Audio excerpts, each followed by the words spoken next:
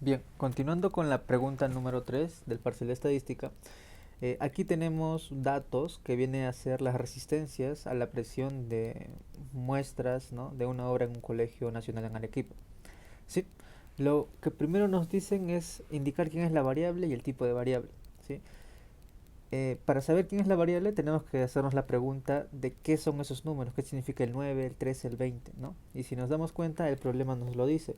Nos dice que es la resistencia a la presión de muestras de una obra de un colegio nacional de Arequipa. Todo eso viene a ser nuestra variable. Eso lo colocamos. Que nuestra variable es resistencia a la presión, ¿sí?, de 10 muestras de una obra de un colegio nacional en Arequipa, ¿sí? Ahora, ¿cuál sería el tipo? ¿Sí? Capaz aquí algunas personas se puedan confundir, ¿sí?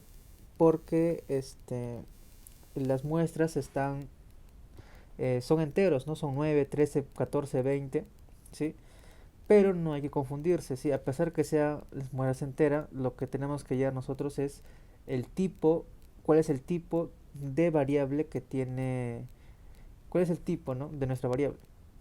En este caso, cuando se habla de presión, la presión es una unidad de medida, así que bueno, se puede calcular, puede tener datos decimales, así como el peso o la altura, ¿sí? Y como puede tener datos decimales, em, ya se considera como si fuera, como, que es una variable cuantitativa, de tipo cuantitativa,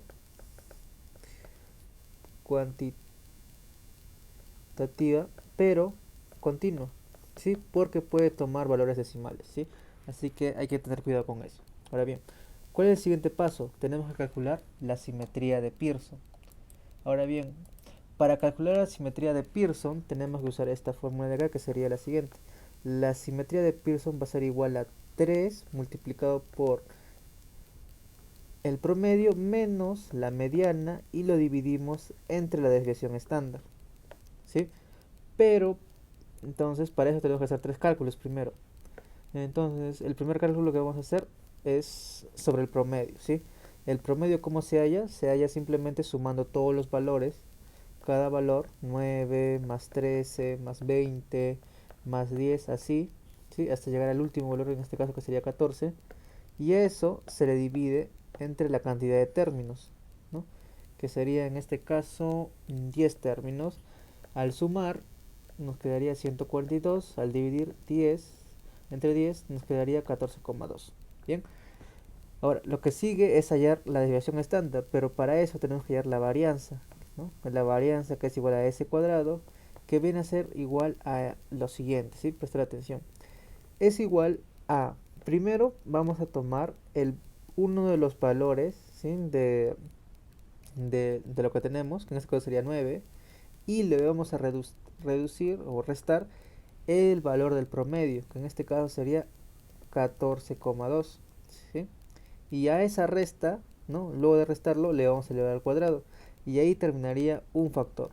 Después hacemos lo mismo con el segundo número. Le sumaríamos la diferencia de 13 menos el promedio, que sería 14,2, y le elevamos al cuadrado. Y así va a pasar para cada numerito hasta el último número, con este caso sería 14, que sería 14 menos el promedio, que sería 14,2, y este se eleva al cuadrado, ¿sí? Y bueno, se efectúa esta suma y esta se divide entre el valor de n-1. ¿Por qué n-1? Porque es simplemente una muestra, ¿sí? Entonces se usa n-1. Bien, este valor, al efectuarse de nuevo, ¿sí?, va a salir aproximadamente todo ya 13,511. Y recordar, ¿no?, que en este caso se tienen ¿cuántos datos? Se tienen 10 datos, ¿no? N igual a 10. Es por eso que aquí n-1 viene a ser, ¿no?, puedo reemplazar el n por 10, 10 menos 1, 9, ¿no? Ahora bien, si ya conocemos cuánto vale nuestra varianza, nosotros ya podemos hallar el valor de nuestra desviación estándar, ya que sería la raíz de la varianza. Y este sería la raíz de 13,511. Y esto es igual a aproximadamente 3,676. Ya hallamos el promedio, hallamos la desviación estándar, ahora tenemos que hallar la mediana, ¿sí? pero para eso tenemos que ordenar nuestros datos. Entonces hacemos un ordenamiento. Nuestro primer valor sería 9, después 10, después 12, 13, 14, 14, 14, 16, 20 y 20, ¿no? 2, 4, 6, 8, 10. Ahí están nuestros 10 datos. ¿Bien? Ahora, el siguiente paso es hallar la posición de la mediana. En este caso, la mediana, ¿sí? Lo que va a hacer es, sí, sería, en este caso como tenemos un número par, ¿sí? Va a tomar a los dos datos que están en el centro, ¿sí? En este caso sería este valor de aquí y este valor de acá, ¿sí? Porque acá, mira, al costado del 4, ¿no? Al costado de este 14 hay 1, 2, 3 y 4 datos, y al costado del otro 14 hay 1, 2, 3, 4, ¿sí? Y estos dos serían los valores centrales, ¿bien?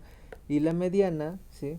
En este caso esa sería la posición 4 y esta sería la posición 5, ¿sí? La mediana se calcularía haciendo el promedio de esos dos datos, que sería 14 más 14 entre 2, y al final tendríamos que sería 14, y ese sería el valor de nuestra mediana, 14, ¿sí? Y bueno, ya tenemos todos los datos que necesitamos. Tenemos la mediana, tenemos la desviación estándar y tenemos el promedio, ¿sí? Entonces, ¿qué es lo que nos queda? Nos quedaría simplemente reemplazar en nuestra fórmula inicial, que sería la simetría, que sería 3 por la mediana,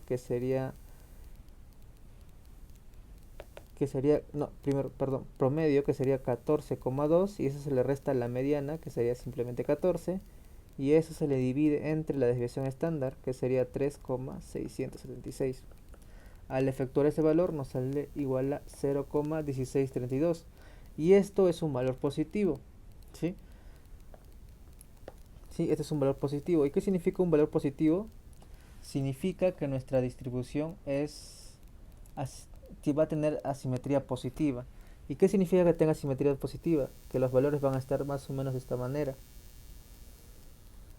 ¿sí? Más o menos de esta manera. ¿Qué significa esto? ¿Sí? Que esto va a tener un sesgo, o sea, como que va a estar cortado. ¿En qué lado? En el lado, si nos damos cuenta, derecho, ¿sí? En este lado está como que cortado. Está como que cortado porque... y los datos, ¿dónde se concentran? Si nos damos cuenta, los datos están concentrados aquí, en esta partecita. Aquí están concentrados los datos, ¿no? Entonces, nuestra interpretación, ¿no? Para este coeficiente sería la siguiente. Sería que los datos, ¿no? Los datos presentan una distribución asimétrica, porque no es simétrica, ¿no? Es asimétrica, positiva, está sesgado